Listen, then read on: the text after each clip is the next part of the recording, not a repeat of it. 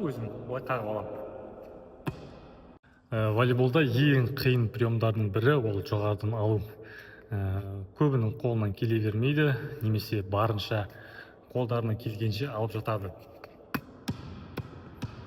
Кішкентай балаларды дайындаған кезде біз оларға бірінші жаттығуды бермей, бірінші түсіндіру жұмыстарын жүргіземіз.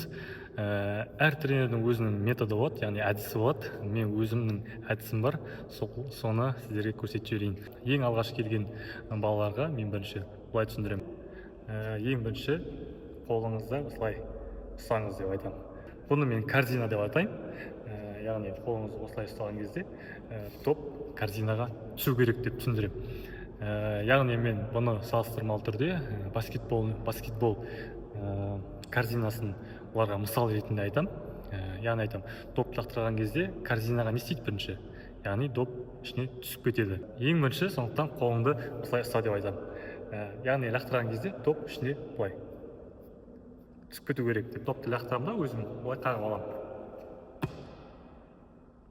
Яғни доп екі қолдан біз жасаймыз корзина. Енді жанынан көрсететін боламын. Мысалға доп лақтырдым, корзинаға түсті. Лақтырдым, корзинаға түсті. Лақтырдым, корзинаға түсті.